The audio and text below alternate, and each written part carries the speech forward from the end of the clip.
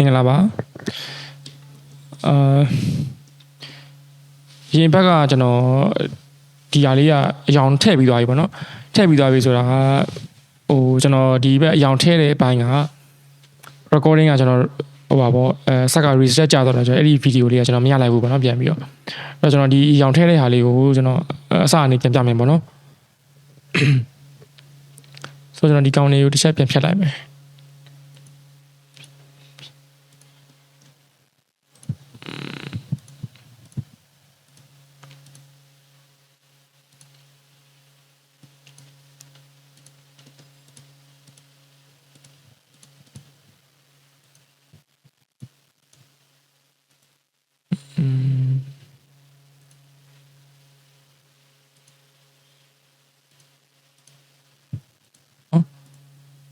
ကျွန်တော်တို့ပုံမှန်ဆိုလို့ရှိရင်တော့ဟို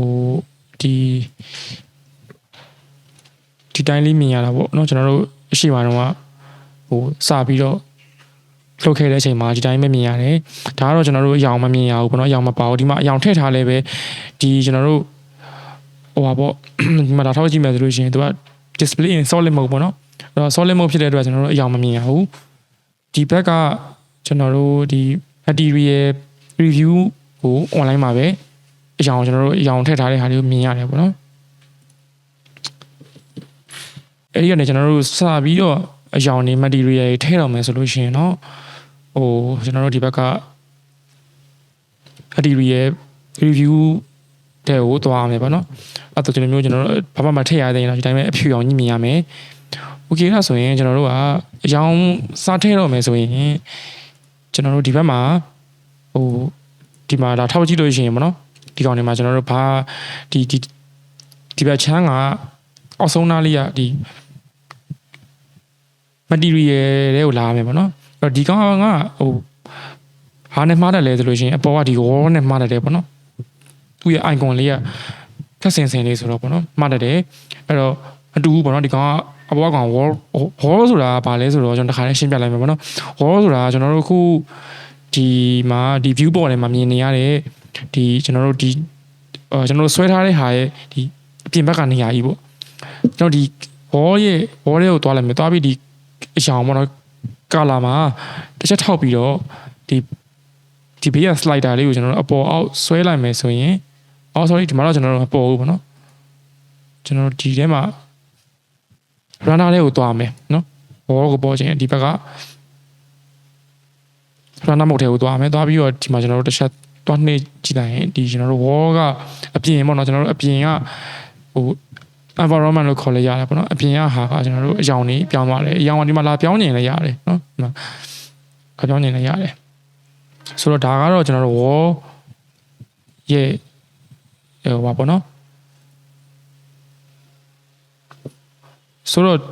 နောက်တစ်ခုကတော့ဒီမှာ wall မှာလည်း chain လို့ရတယ်ရှိသေးရပေါ့နော်ဒီမှာကျွန်တော်တို့ထပ်ပြောင်းလို့ရတယ်ရှိတယ်ဒါပေမဲ့လောလောဆယ်တော့ကျွန်တော်ဒါတွေကဟိုအရန်ရှုပ်သွားမှာဆိုကျွန်တော်ဒါတွေတော့မပြောတော့ဘူးလောလောဆယ်ကျွန်တော်တို့အရေးကြီးတာပါလဲဆိုတော့ဒီ preview တွေကိုသွားမယ်ဒီထဲမှာကျွန်တော်အယောင်လာဖြည့်မယ်ပေါ့နော်အဲ့တော့ဒီကောင်က wall ဖြစ်တယ်ဒီအောက်က material ပေါ့အခုတော့ကျွန်တော်တို့ material တွေကိုသွားလိုက်မယ်သွားပြီးသွားရင်ဒီကျွန်တော်တို့အယောင်စဖြည့်မယ်ပေါ့နော်စဖြည့်မယ်ဆိုတဲ့အခါမှာကျွန်တော်တို့အခုဒီအောက်ကဒီကောင်လေးပေါ့နော်ဒီကောင်လေးကိုအရင်ဖြည့်လိုက်မယ်ဒီကောင်လေးကိုအရင်ဖြည့်လိုက်မယ်ဆိုတော့ကျွန်တော်အရင်အပတ်တုန်းကဒီကျွန်တော်ကဒီဟာပေါ့ဒီအတုံးနဲ့ဒီအတုံးတွေကိုကျွန်တော်တို့စဆွဲခဲ့တဲ့တခါလေးဆွဲခဲ့တာပေါ့နော်ဒါပေမဲ့ကျွန်တော်တို့တေချာအယောင်ထည့်မယ်ဆိုပြီးကြည့်တဲ့အခါမှာဒီအောက်ကကျွန်တော်တို့ကြမ်းမြင်တဲ့ဘေးကနိုင်ရန်တွေကအယောင်မတူဘူးပေါ့နော်အောက်ကအညိုရောင်ဘေးကအဝါရောင်လေးပေါ့နော်ကျွန်တော်အဲ့ဒီဟာကိုတက်ခွဲတဲ့ဟာကျွန်တော်အရင်ဗီဒီယိုထဲမှာမပါသွားဘူးထင်တယ်ဆိုတော့အဲ့ဒါလေးကျွန်တော်ပြန်ပြီးတော့ဟိုတစ်ချက်ခွဲပြမယ်ပေါ့နော်ဆိုတော့ဒီဘက်မှာပဲကျွန်တော်တစ်ချက်ဒီလိုပုံစံမျိုးထပ်ပြီးတော့ဒီကောင်ကိုကျွန်တော်ဟိုပါ shift D နဲ့ copy ပွားလိုက်မယ်ပွားပြီးတော့ကျွန်တော် edit mode ထဲကိုသွား edit mode နော်ခုနက object mode ပြီးတော့ edit mode ထဲကိုသွားမယ်ပြီးရင်ကျွန်တော်တို့လုပ်ထားတဲ့ပုံစံရဆိုလို့ရှိရင်ဒီဘက်ကကောင်ရဲ့ပြီးရင်ကျွန်တော်တို့ဒီဘက်ချမ်းကကောင်တေချာမြင်အောင်လို့ကျွန်တော် solid mode ထဲကိုပြောင်းလိုက်မယ်ပြီးတော့ဒီဘက်ချမ်းကကောင်ရဲ့ကိုကျွန်တော်တို့ extrude ပေါ့နော် e နဲ့ကျွန်တော်တို့အပေါ်ကိုဒီလိုမျိုးတင်ထားတာဟုတ်တယ်နော် okay ဆိုတော့ကျွန်တော်တို့ဒီကောင်းကိုဒီနန်ရန်နဲ့အောက်ကဒီကျမ်းမြင်တွေကိုကျွန်တော်တို့ကတက်စီခွဲထုတ်လိုက်မှာပေါ့နော်ဘာလို့အယောင်ကတက်စီထည့်မှာဆိုတော့လေခွဲထုတ်မှာဖြစ်တဲ့အတွက်ဘာလို့မလဲဆိုလို့ရှိရင်ကျွန်တော်တို့ခုနလိုပဲစောနာလိုပဲ edit mode ထဲမှာပဲပေါ့နော် edit mode ထဲမှာပဲကျွန်တော်တို့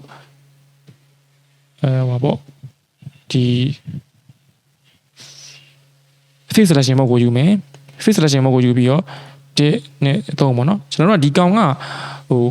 modifier 2ခေါ်ထားတာပေါ့အဓိကနော် modifier 2ခေါ်ထားတဲ့အတွက်အဲ့လို surface ကြီးကတကယ်တော့ဒီဘက်ဒီမှာဆိုလို့ရှိရင်တော့ထောက်လို့မရနိုင်ဘူးနော်ဒီဘက်နိုင်ရန်နေမှာကျွန်တော်တို့ဘာမှမပါဘူးဘာလို့မပါလဲကျွန်တော်တို့ဒီမှာsoftware define ခေါ်ထားလို့ပေါ့နော် modify ခေါ်ထားလို့အဲ့လိုမျိုးမပါတာပေါ့အဲ့တော့ဒီသုံးခုကိုကျွန်တော်တို့ select မှတ်လိုက်ပြီးတော့ဘာလုပ်မလဲဆိုလို့ရှိရင်ကျွန်တော်ဒီ sorry ဟိုပါပေါ့ keyboard က shortcut P ပေါ့နော် shortcut P နဲ့ E နဲ့လာရင်ဒီမှာဒီ separate ဆိုတဲ့ဟာလေးကြာလာတယ် separate ဆိုတာတော့ကျွန်တော်တို့အခု separate ထဲကနေမှကျွန်တော်ဘာရွေးမလဲဆိုလို့ရှိရင် selection ကိုရွေးမယ်ဘာလို့ selection ကိုရွေးရလဲဆိုတော့ selection အခုကျွန်တော်တို့ select မှတ်ထားတဲ့ဟာကိုတက်ကိုအခု selection မှတ်ထားတဲ့ဟာကိုကျွန်တော်တို့ separate လုပ်လိုက်မှာပေါ့နော်တက်ခွဲလိုက်မှာပေါ့အဲ့တော့ okay ကျွန်တော်တို့selection ကိုရွေးလိုက်မယ် okay ရွေးလိုက်ရင်ဒီမှာတန်းခွဲသွားတယ်သူကနော်အောက်ကဒီအတုံးအောက်ကကျွန်တော်ဟိုပါဒီကျမ်းမြင်ပေါ့နော်ကျမ်းမြင်ရဲ့ဘေးကကျွန်တော်တို့ဝေါ်ရယ်ပေါ့နော်နိုင်ရယ်ကတက်စီဖြစ်သွားတယ်ဆိုတော့ဒါပေမဲ့အောက်မှာတော့ကျွန်တော်တို့ဒီမှာနေရာတော့တွတ်လွတ်နေရပေါ့နော်အဲ့ဒီကောင်ကိုဒီဘေးကနိုင်ရန်အောက်ခြေလေးကိုကျွန်တော်တို့အောက်ကိုဆွဲချလိုက်ရင်အဆင်ပြေသွားပြီဒါပေမဲ့ဒီမှာတော့ကျွန်တော်တို့ဆက်လက်ကတွတ်မှတ်လို့ဟောပေါ့ဒီမှာကျွန်တော်တို့အောက်ကအနားသက်လေးတွေကိုကျွန်တော်တို့ selection လုပ်ချင်တဲ့အတွက်ဘာလုပ်မလဲဆိုရင်ဒီ edge selection ဘုတ်ကိုသွားမယ်သွားပြီးတော့ဒီအောက်ကကျွန်တော်တို့ edge လေးတွေကို select လိုက်မှတ်လိုက်မယ် okay နော်ပြီးတော့ကျွန်တော်တို့front view နဲ့ကြည့်ပြီးတော့ G ပေါ့နော် shortcut G နဲ့ရွှေ့မှာပေါ့နော်အောက်ကိုဆွဲချလိုက်မယ် okay ဒါဆိုရင်တော့ကျွန်တော်တို့ဒီလိုပုံစံမျိုးပဲเนาะအောက်ကဟိုပါလေချမ်းမြန်ရတစ်ခုပြီးရင်ဒီဘေးရဟောကတစ်ခုပေါ့နော်နိုင်ရန်တစ်ခုသက်စီဖြစ်သွားပါတယ်ဆိုတော့အဲ့ဒီနီးနေပဲကျွန်တော်ဒီနှစ်ပိုင်းကိုကျွန်တော်ခွဲထားတာပေါ့နော်โอเคဆိုတော့ဒီနှစ်ခုကိုကျွန်တော်ပြန်ဖြတ်လိုက်မယ်ပြန်ဖြတ်တာကလည်းကျွန်တော်တို့ကိုဖြတ်ချင်တဲ့ဟာကိုselect လုပ်ပြီးတော့ x နဲ့ပေါ့နော် x နဲ့ပြီးတော့ delete နှိပ်လိုက်ရတယ်ပေါ့နော် x ကဟိုပါပေါ့ h မဟုတ်ဘူး cross x ပေါ့နော်ဟိုဆိုတော့ကျွန်တော်ဒီဟိုပါလေshortcut လေးတွေမြင်အောင်ပြန်ဖွင့်လိုက်မယ်โอเคဒါဆိုဒီမှာကျွန်တော်တို့ဒီမှာ shortcut လေးတွေမြင်ရပြီပေါ့နော်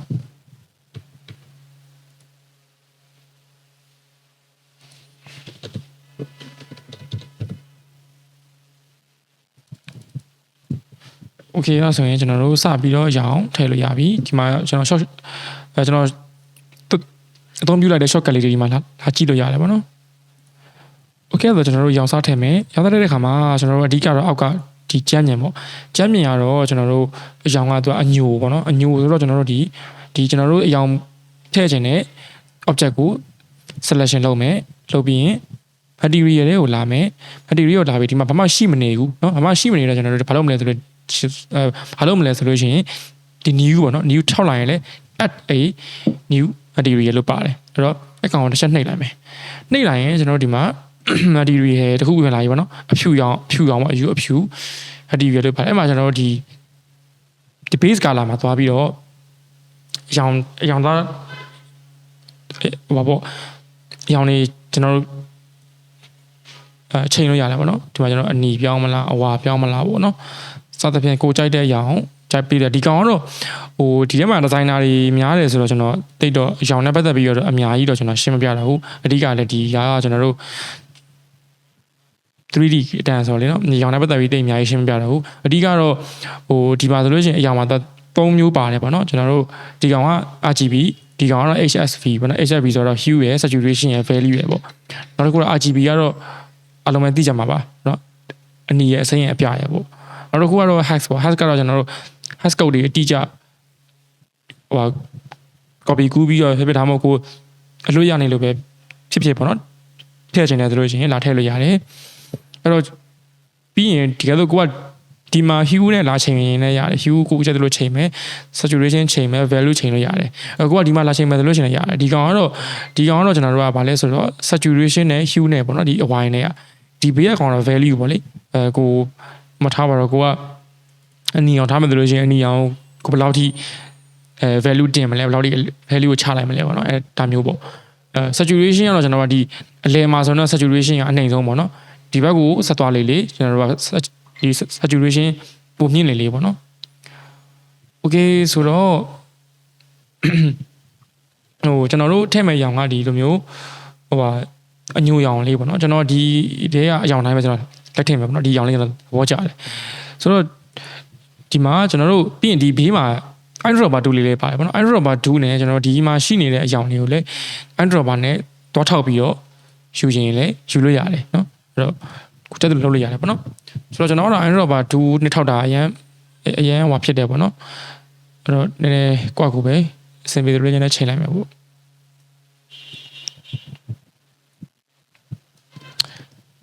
ဆိုထားပါတော့เนาะလက်တော့ပေါ့โอเคအဲ့တော့ကျွန်တော်တို့ဒီ base color ရဲ့အောက်မှာပေါ့နော်ဖက်ရှိသေးတယ်ဒီမှာကြည့်မယ်ဆိုရင် italic တို့ roughness တို့အဲ့ဒါတွေရှိရပါတော့အဲ့တော့ဒီမှာကကျွန်တော်တို့ဒီမှာအများကြီးရှိတယ်အောက်မှာလည်းပေါ့နော်အဲ့လို surface တို့ emission တို့အဲ့လိုရှိသေးတယ်ပေါ့နော်ဆိုတော့ဒီမှာအရေးကြီးတာကျွန်တော်တို့ဘာတွေအရေးကြီးလဲဆိုလို့ရှိရင်တေချာဘောကတော့base color အရေးကြီးတယ်ပေါ့နော်နောက်တစ်ခုကတော့ italic ပေါ့ italic ကတော့ကျွန်တော်တို့ဗာလဲဆိုတော့ကိုယ့်ရဲ့ object ကဒီကျွန်တော်တို့မှာတတုပုံစံမျိုးပေါ့နော်ဥပမာထားပါကျွန်တော်မီးရိမ်နေပါလို့ရှိရင်ဗျအဲ့လိုမျိုးအရောင်ပုံမှန်ဒီမှာကျွန်တော်တခါလဲစမ်းထည့်ပြလိုက်မယ်ပေါ့နော် italic ကတော့0ဖြစ်နေရပေါ့ကျွန်တော် italic ကိုတင်လိုက်မယ်ဆိုရင်ပို့ပြီးတော့သူကကျွန်တော်တို့ italic ကိုကြည့်လုံးဝအဆုံးထိတင်လိုက်ရင်ကြည့်လိုက်ရင်သိတာတယ်ပေါ့နော်ကျွန်တော်ခုနနဲ့မတူတော့ခုနဒီလိုအခုဒီလိုအဲ့ဒါပို့ပြီးတော့တတုပုံစံဖြစ်သွားတာပေါ့လေပြောရရင်တတုအဲ့လိုတုံကြီးပေါ့လို့ပြောရမှာပေါ့နော်အဲ့လိုဖြစ်သွားတာပေါ့အဲ့တော့ဒါပေမဲ့ကိုထည့်ချင်တဲ့လောက်ပဲကိုထည့်လို့ရတယ်နော်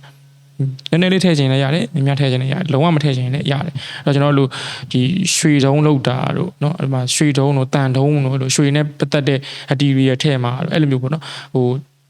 တတူးနဲ့ဆိုင်တဲ့ material ထည့်ချင်ဒီကောင်ကိုကျွန်တော်တို့ shorting လုပ်ပြီးထည့်လို့ရမယ်နောက်တစ်ခုကတော့ဒီကောင်ကတော့ကျွန်တော်တို့ကျန်းတာချောတာလို့အလွယ်တကူပြောလို့ရတယ်ဒီအောက်ကဟာပေါ့နော်အဲ့တော့ဒီကောင်ကလောလောဆယ်မှာကျွန်တော်အလယ်မှာရှိရပေါ့နော် 0.5 ပေါ့အဲ့တော့ကျွန်တော်တို့ short လိုက်မယ်ဆိုရင်ကျွန်တော်တို့ပို့ပြီးတော့ရောက်ဖို့အတွက်ပို့ချောပြောင်သွားတယ်ဒီမှာကြည့်တာအလင်းပြန်နေရလေးရှိရဒီမှာနော်လုံးဝခုနဒီလိုနော်ခုဒီလိုလုံးဝအလင်းပြန်ရတယ်ဒီမှာဆိုတိတာတယ်โอเคဒီကောင်ကိုကျွန်တော်တို့ကတင်လိုက်မယ်ဆိုရင်ကျတော့လေလုံးဝအပိတ်ပေါ့နော်ဆိုလိုတာကကျွန်တော်တို့ကအရန်ချောနေကြတယ်လေအလင်းပြန်တယ်ပေါ့နော်ဒါလို့ရာဝတ္ထုကအရန်ကျန်းသွားရင်ကျတော့လေနော်အလင်းပြန်တာလည်းမရှိတော့ဘဲနဲ့လုံးဝဘာမှအလင်းမပြန်တော့ဘူးအဲ့တော့ကျွန်တော်တို့ဒီကောင်လောလောဆယ်ကကျတော့ကျွန်တော်တို့ကဒါဒီကောင်လေးကအရန်ကြီးလို့ပေါ့ realistic ဖြစ်စရာမလိုဘူးအဲ့လို stylize ပုံစံမျိုးကျွန်တော်ထုတ်တာဆိုတော့လောလောဆယ်မှာတော့ဒီကောင်ကို 0.5 ပဲထားရင်အဆင်ပြေပါတယ်နောက်တစ်ခုအရေးကြီးတာပါလဲဆိုတော့ဒီဟိုပေါ့surface ဒီကောင်လည်းအလောက်ကြီးမဟုတ်ဘူးဒီကောင်လည်းအရေးကြီးတယ်ဘာလဲဆိုတော့ဒီကောင်ကကျွန်တော်တို့အလင်းပေါက်တဲ့ဟာပေါ့ဥပမာကျွန်တော်တို့ဒီတကားပေါက်တွေမှာသုံးတဲ့မှန်နေလို့ဘာလို့မှ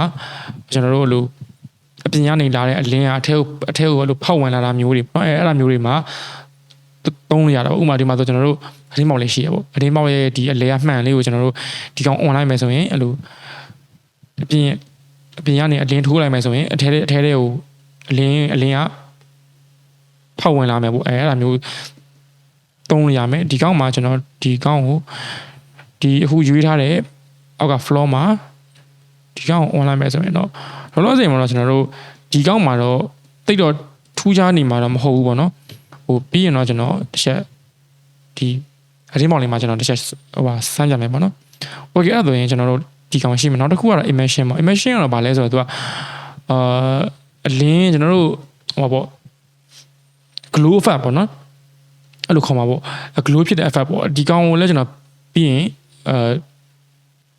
ထည့်ကြမယ်ဘလော့စေကတော့ခဏကြော်လိုက်မယ်ပေါ့နော်ဘလော့စေမှာကျွန်တော်ဘာလုပ်ရမလဲဘလော့စေဟုတ်စီကတော့ဒီအယောင်ထည့်တဲ့ဟာပဲရှိတာပေါ့နော်ဒီမှာလည်းကျွန်တော်တို့ဒီအယောင်ကိုလာပြီးတော့နာမည်လာပေးလို့ရတယ်ဒီမှာ material ထဲမှာဒီမှာကျွန်တော်တို့လာပြီးတော့ဒီမှာကျွန်တော်တို့အယောင်ပေးထားတော့ရှိတယ်ဒီမှာ base color ကဲအဲ့ဒီကောင်ကိုကျွန်တော်တို့ brown လို့ပေးလိုက်မယ်ပေါ့နော် brown လို့ပေးလိုက်မယ်နော်အဲ့တော့ကျွန်တော်ကလောလောဆယ်ဒီမှာအယောင်တွေကထည့်ဟိုအရင်ဘက်တော့ကျွန်တော်ထည့်ထားပြီးသားအယောင်တွေကျွန်တော်အမှန်ပေးထားပြီးသားအယောင်တွေရှိရပါတော့အဲ့ကျွန်တော်တို့အဲ့ဒီအယောင်တွေပဲထည့်လိုက်မယ်ဟိုဒီလိုက်လုပ်တဲ့သူတွေကြတော့အယောင်မထည့်ရသေးဘူးသူကကျွန်တော်ခုနပြောသလိုပဲကိုထည့်ခြင်းနဲ့ material sorry ကိုအယောင်ထည့်ခြင်းနဲ့ object ကိုဆက်လက်မှတ်မယ်ပြီးရင်ဒီဘက်ဘေးကလာပြီးတော့ဒီအပေါင်းလက္ခဏာလေးပေါ့နော်ဒါကိုလည်းရတယ်အောက်က new ကိုလည်းနှိပ်ရင်အဲ့လိုရတယ်အောက်က new ကိုခေါ်လိုက်မယ်ခေါ်ပြီးတော့ကိုထည့်ခြင်းတဲ့အရာကိုဒီမှာလာရွေးပြီးရင်ဒီမှာလည်းနာမည်လာပေးလို့ရမယ်เนาะဆိုတော့ဒါပါပဲအဲ့တော့ကျွန်တော်ကတကယ်လို့ပြန်ဖြောက်ခြင်းလဲဆိုရင်ဒီဘေးကအနှုတ်လက္ခဏာလေးကိုအဲ့လိုရတယ်เนาะโอเคဆိုတော့ကျွန်တော်ကဒီကောင်းကိုထည့်ထားတဲ့အရာကဒီအရာပေါ့เนาะကျွန်တော်အစားထည့်ထားတဲ့အရာကဒီအရာလေးပေါ့နည်းနည်းလေးတော့ saturation နဲ့တင်လိုက်အောင်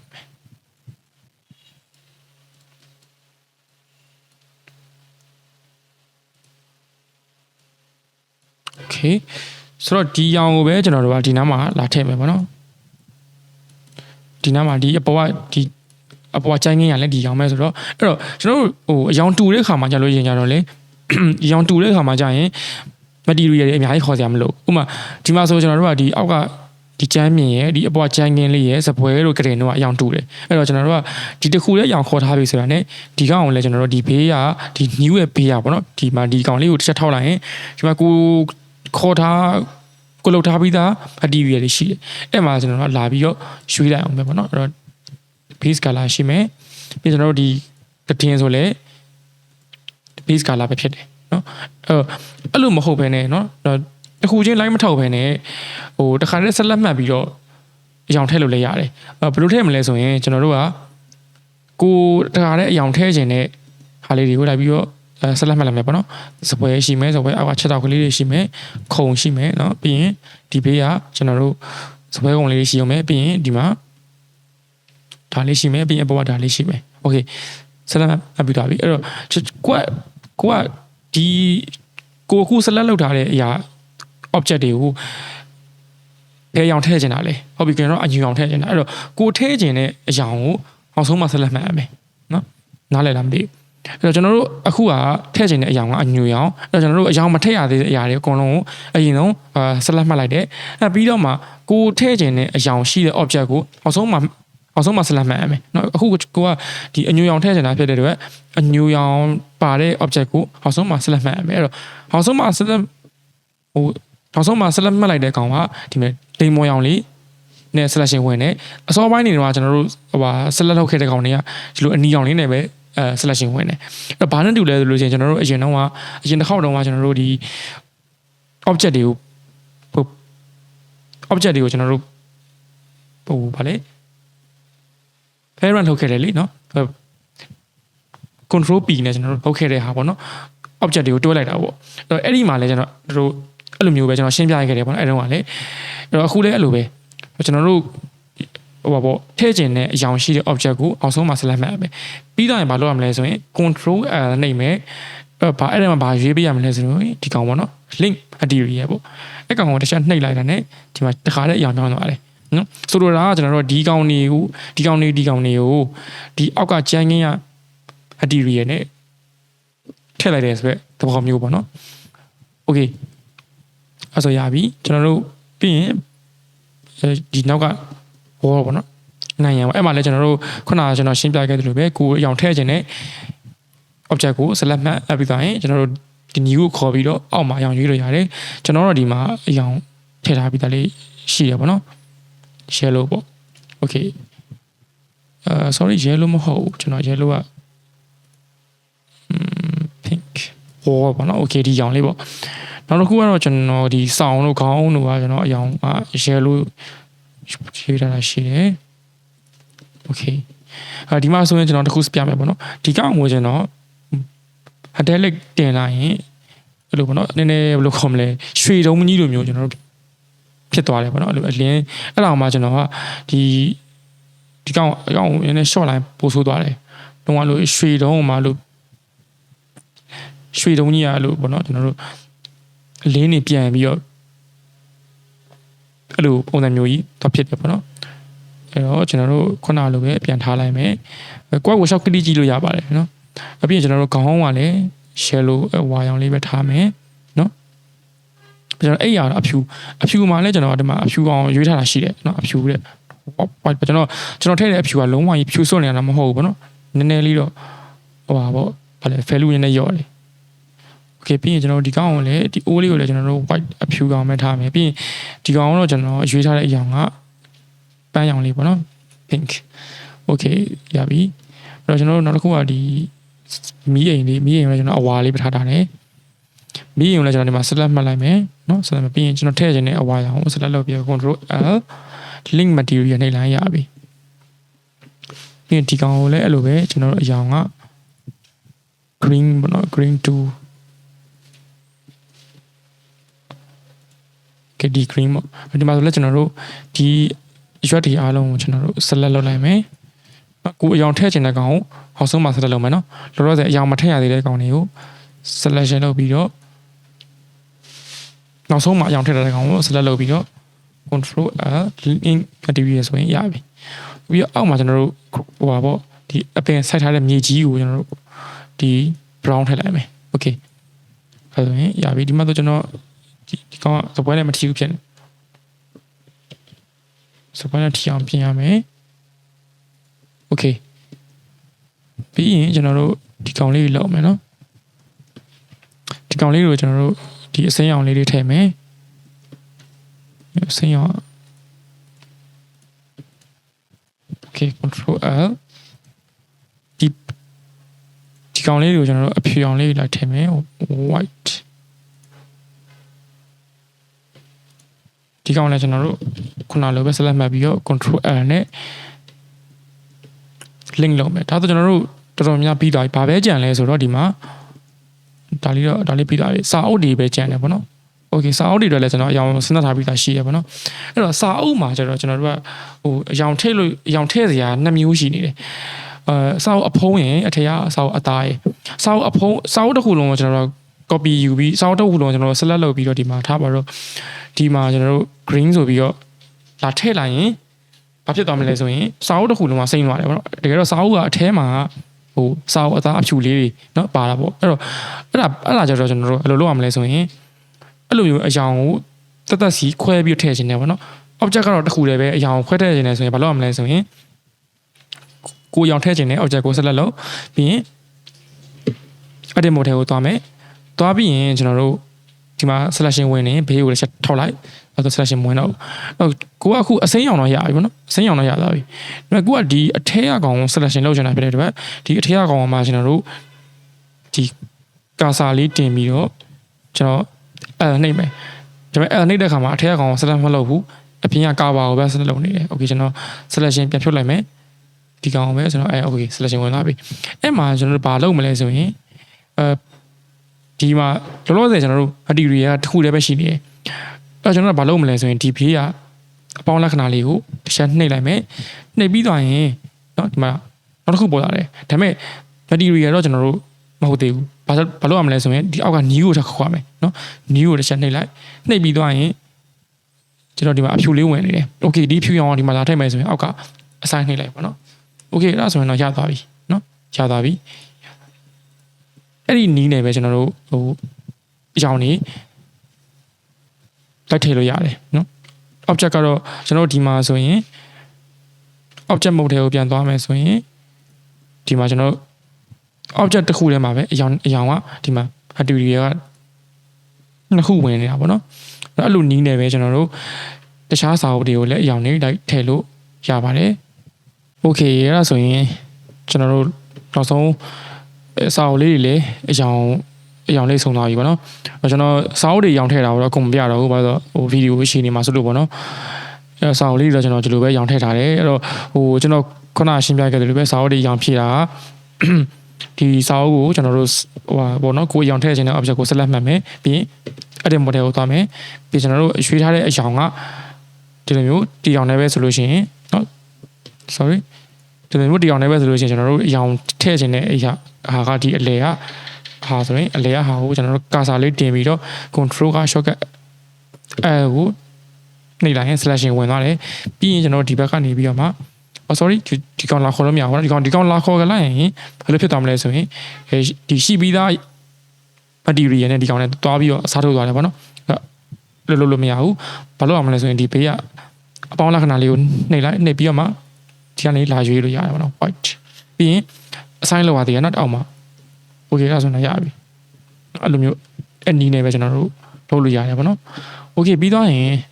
sorry ကျွန်တော်ဒီမှာ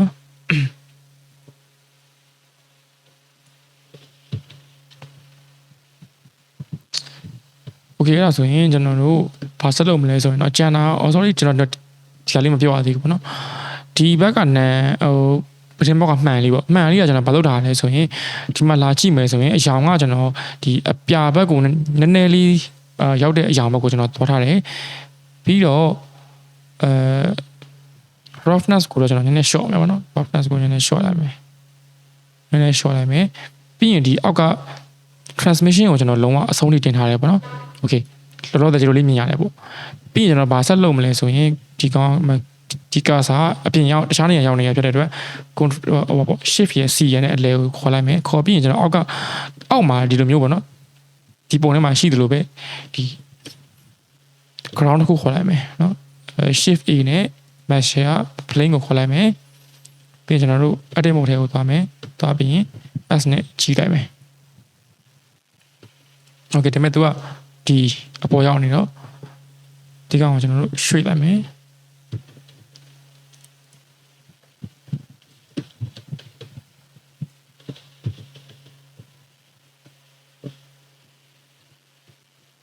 โอเคအဲ့ဆိုတော့ရပြီโอเคတော့ကျွန်တော်တို့ ground တစ်ခုရပြီဒီ ground ကိုလည်းကျွန်တော်တို့ကအရောင်ပြန်ပြောင်းရမယ်ပေါ့နော်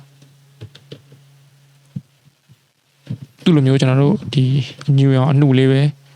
တစ်ချက်ပြောင်းလိုက်မယ်ကိုကဘာမှမထည့်ရသေးတာဖြစ်တဲ့ဒီကောင်ကလော်ရောတယ်ဘာမှမရှိဘူးအတီရီဘာမှမရှိဘူးကျွန်တော် new ခေါ်လိုက်မယ်ဒီထဲမှာဒီဟိုကအ new ရောင်အနှုတ်လေးပဲတစ်ချက်သွားမယ်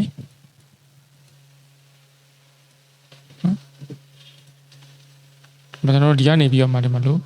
Android ဘာနဲ့လမ်းခေါ်လိုက်လဲရတယ်ဒါပေမဲ့နည်းမှောင်းတယ်နော်ဒီမှာသူတော့ခေါ်လိုက်လဲရတယ်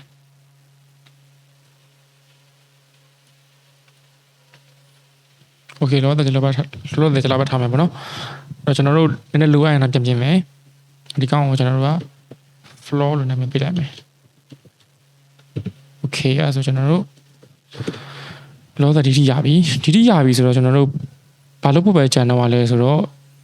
render ချရမယ်เนาะ okay render ချရမယ်ဆိုတဲ့အခါမှာကျွန်တော်ဒီမှာဒီမီးအုပ်ဆောင်လေးကိုတဲ့ကျွန်တော်အပေါ်ကဟာလေးဖောက်လိုက်ကောင်းမယ်เนาะသူ့လိုမျိုးလေးအပေါ်ဖောက်လိုက်ကောင်းတော့တယ် okay အဲ့တော့ကျွန်တော်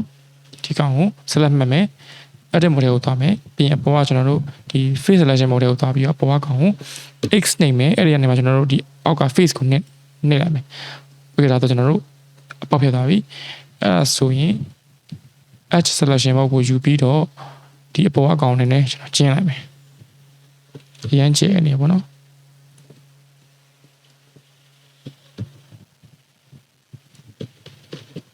โอเคဒီလောက်ဆိုရင်တော့စင်ပြေလောက်မယ်